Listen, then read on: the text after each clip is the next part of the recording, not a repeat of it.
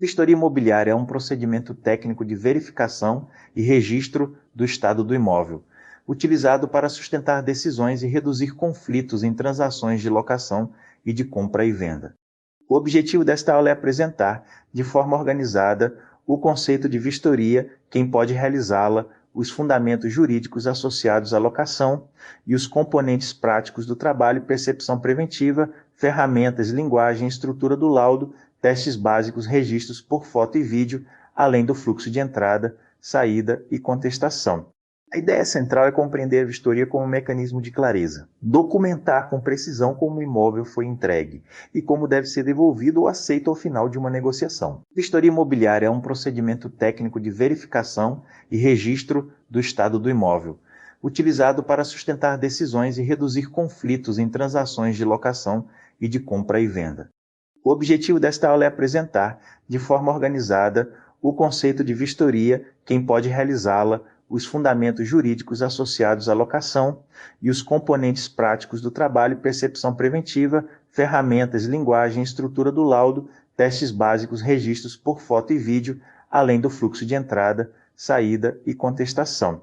A ideia central é compreender a vistoria como um mecanismo de clareza, documentar com precisão como o imóvel foi entregue e como deve ser devolvido ou aceito ao final de uma negociação. O laudo serve como garantia prática para as partes, porque descreve com precisão o antes e o depois do imóvel, como estava no recebimento e como deve estar na devolução. Essa lógica é especialmente relevante em locações, onde conflitos costumam surgir sobre quem deve arcar com reparos no encerramento do contrato, quando o laudo descreve com clareza o estado de conservação e os defeitos existentes. E quando esse conteúdo é conferido ao final, o processo tende a ser mais objetivo. O registro detalhado também favorece a tomada de decisão na compra e venda, pois reduz a chance de surpresas após a entrega das chaves e fortalece a transparência entre vendedor, comprador e intermediadores. A habilitação do profissional varia conforme o tipo de transação. Em venda com processos bancários, engenheiros e arquitetos são os profissionais habilitados a emitir o laudo de avaliação, com foco em particularidades estruturais e critérios necessários à análise do banco. Para aceitação formal, exige-se registro no CREA ou no CAU. Em locações, o laudo de vistoria pode ser elaborado por vistoriador da imobiliária, empresa terceirizada ou pelo corretor de imóveis.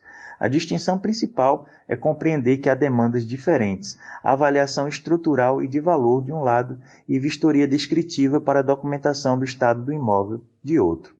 Em compra de imóvel novo também é admitida a contratação de vistoria após a entrega das chaves, dentro do prazo indicado no material para responsabilização por problemas surgidos com o uso. Para que o laudo cumpra sua função, o material enfatiza características do perfil do profissional que realiza vistorias em locação.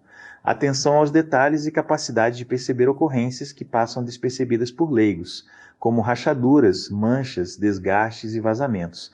O foco não é apenas olhar, mas reconhecer o que é relevante para registro e comparação.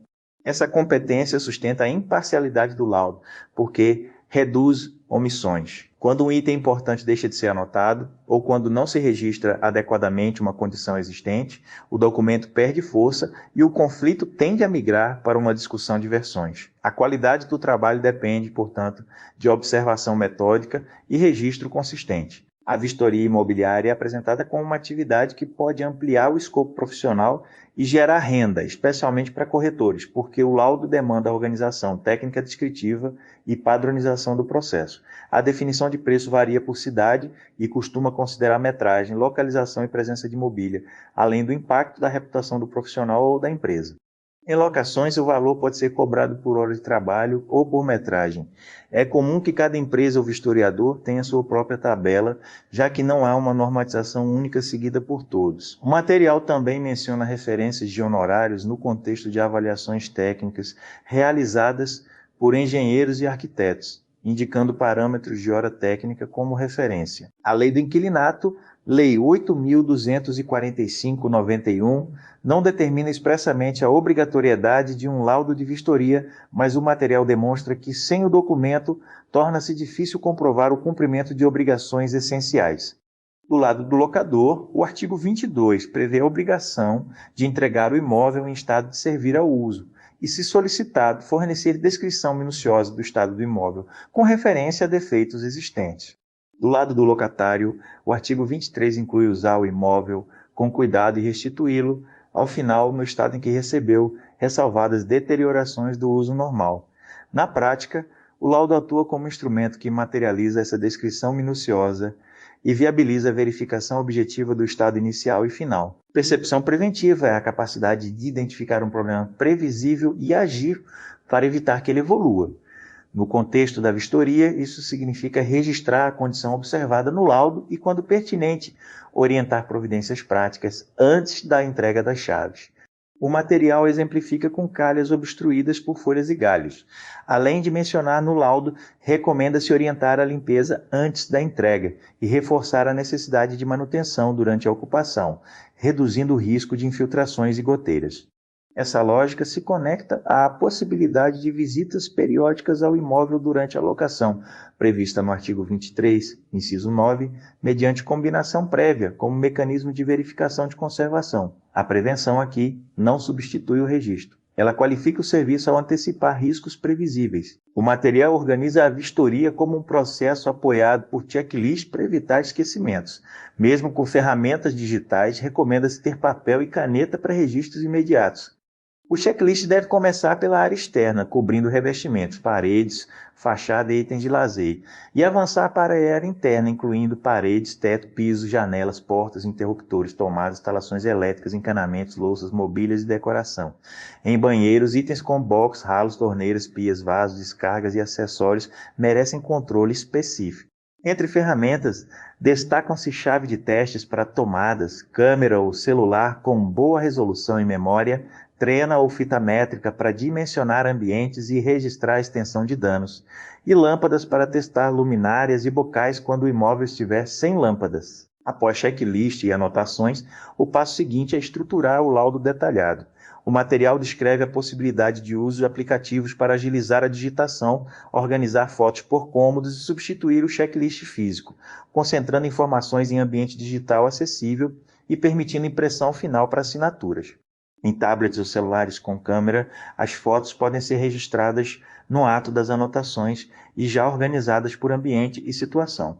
Quando não se utiliza aplicativo, a alternativa é transcrever o checklist em documento pré-estruturado. A ideia principal é padronização. O laudo precisa ser suficientemente minucioso e organizado para sustentar comparação futura e reduzir ambiguidades. Nos testes elétricos, recomenda-se verificar se há energia, acionar interruptores e testar bocais com lâmpadas levadas pelo vistoriador, quando necessário. Se a luz não acender, deve-se checar o quadro geral e confirmar disjuntor. Caso a energia esteja desligada, a orientação é registrar no laudo que os testes não foram realizados por falta de energia. Também se recomenda observar estado do quadro, presença de ferrugem ou fios expostos, além de conferir tomadas. Quando não houver chave de teste, o material sugere usar carregador de celular para testar funcionamento.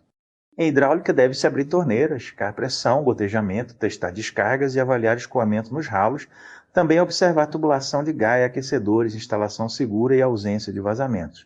Como evidência, fotos e vídeos devem registrar itens relevantes positivos e negativos. Orienta-se não manipular imagens, nem para ajustar a iluminação, e registrar tanto o detalhe quanto a visão geral do ambiente. Na venda de imóveis, o material ressalta a importância da vistoria antes do recebimento das chaves, como prevenção de problemas que afetam a relação com o comprador e a imagem da empresa.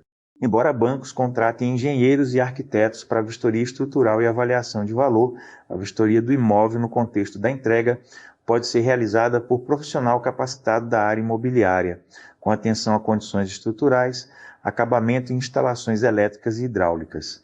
Na locação, a vistoria é apresentada como ferramenta jurídica porque o laudo é assinado pelas partes e integra o processo, protegendo o locador e locatário, reduzindo conflitos sobre reparos e garantindo que o imóvel esteja em condições de uso, com ressalva do desgaste normal. Sobre entrada e saída, a vistoria final deve ser imparcial e baseada no laudo inicial e na contestação, utilizando fotos e vídeos para esclarecer aspectos subjetivos como estado de conservação. Recomenda-se realizar a vistoria de saída com o imóvel desocupado e com energia e água ativas, permitindo testes preferencialmente com presença do locatário e, se possível, do locador. Contestação é um mecanismo de conferência posterior ao recebimento do laudo inicial. O material descreve a contra-vistoria como verificação feita pelo locatário ou proprietário com base no laudo recebido, permitindo contestar por escrito itens julgados divergentes e apontar defeitos existentes que não constaram no documento. Esse procedimento é especialmente importante quando testes elétricos e hidráulicos não foram realizados e problemas surgem com o uso, ou quando falhas relevantes deixaram de ser anotadas. Em geral, estabelece prazo para a apresentação da contestação. Após recebida, ela é verificada pelo vistoriador e proprietário para resolver eventual problema ou, se não houver reparos, para integrar o documento inicial e ser considerada na vistoria de saída. A lógica de encerramento é simples. Vistoria bem feita depende de observação, registro e transparência documental, reduzindo disputas e aumentando a segurança das transações, material base utilizado nesta aula, como realizar uma boa vistoria imobiliária. O conteúdo apresentado foi extraído integralmente do PDF fornecido, respeitando as definições, orientações práticas e fundamentos jurídicos nele descritos, incluindo capítulos sobre conceito, habilitação profissional, aplicação na venda e na locação, lei do inquilinato, percepção preventiva, ferramentas, laudo, testes, registros por fotos e vídeos, vistoria de entrada e saída e contestação.